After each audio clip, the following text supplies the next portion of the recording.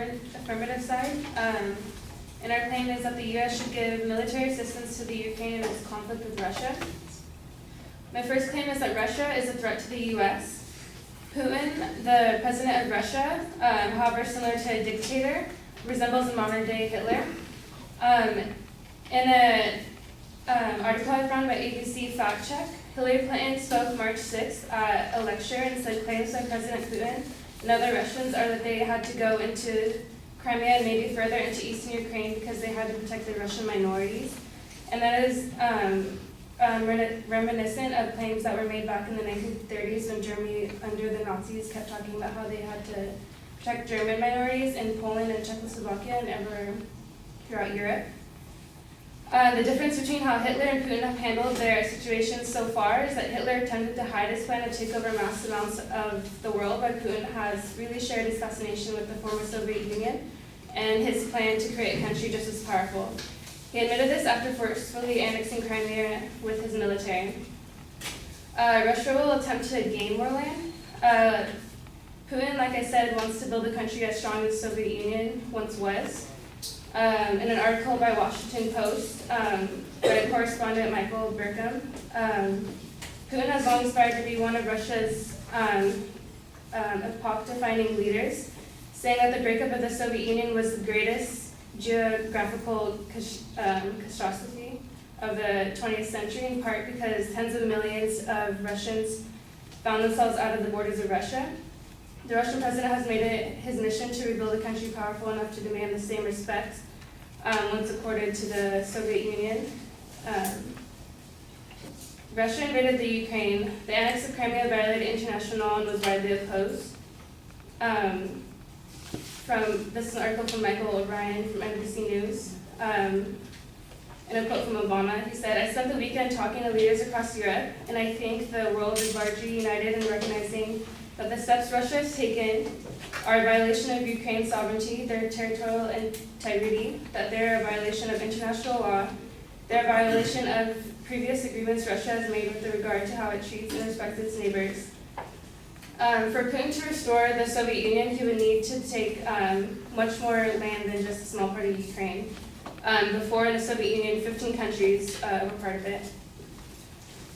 Russia actually already technically invaded Poland just a couple years ago. This is an article from The Telegraph. This was in 2009. The armed forces are said to have carried out war games in which nuclear missiles were fired and troops practiced a landing on the country's coast. The maneuvers are thought to have been held in September and involved about 13,000 Russian troops. Russia has threatened all countries, all European countries, and possibly countries all around the world with Russian residents. The annex of Crimea was all about getting Russians back into the Russian borders.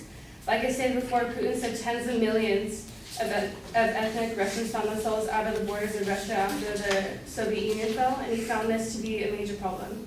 He disregarded the fact that Russians can simply move into Russia if they wanted to. Like I said earlier, Hitler had a similar agenda during World War II. The U.S. opposed his plan, and they opposed Russia's plan. Most of us can agree that the U.S. had a reason to enter World War II. Of course, it's always tragic to send our own troops in. That is why, while the situation is relatively small, assistance must be given to the Ukraine to fight off Russia itself. Without military assistance, the Ukraine doesn't stand a chance against Russia. This is an article from the New York Review. It would take many months, probably years, for Ukraine forces to reach sufficient strength to retake Donbas swiftly and relatively bloodlessly, or to defeat a Russian invasion on the east and south of the country. The Ukraine might as well give up now if the U.S. doesn't get involved. However, if the U.S. does give them aid, they can at least attempt to fight off Russia in order to buy enough time to reach sufficient strength to completely defeat Russia on their own. Russia will cause a war regardless of if the U.S. intervenes or not. The possibility of a world war is not a valid excuse to not help the Ukraine. From an article in Reuters, it's an actually Ukraine newspaper. Russia believes that the U.S. is already involved in the Ukraine resistance and said they will attack the U.S. If they continue to intervene. The U.S. hasn't intervened yet. All they've done is frozen a few accounts of Russia, and that's not what Russia is talking about. They're talking about military assistance. The Ukraine made it clear that they will not let Russia bully them. Ukraine will resist, and the U.S. will be blamed for it no matter what. Therefore, Russia attacking the U.S. is not even up to us. The U.S. will be blamed for any resistance from the Ukraine, regardless of if it gives military assistance to Ukraine or not. The U.S. could sit around and do nothing, waiting for an inevitable war, or to help Ukraine, since Russia thinks we're helping them anyways.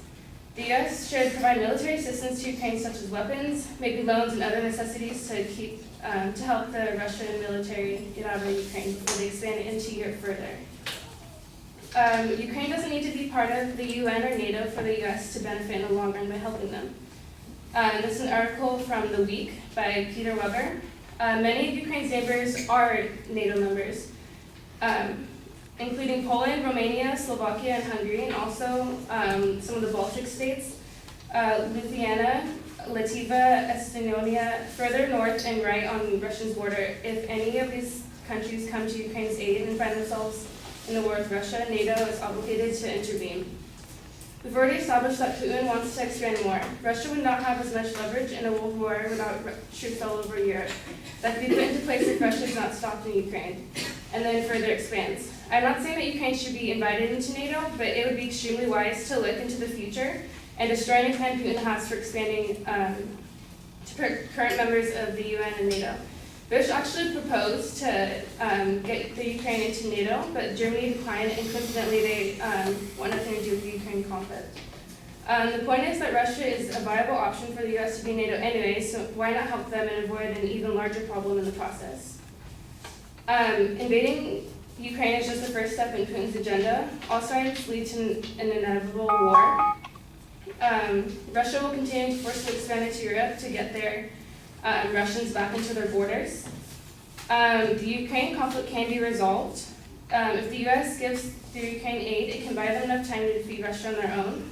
The Ukraine military is much smaller than the Russian military, so with more assistance, they can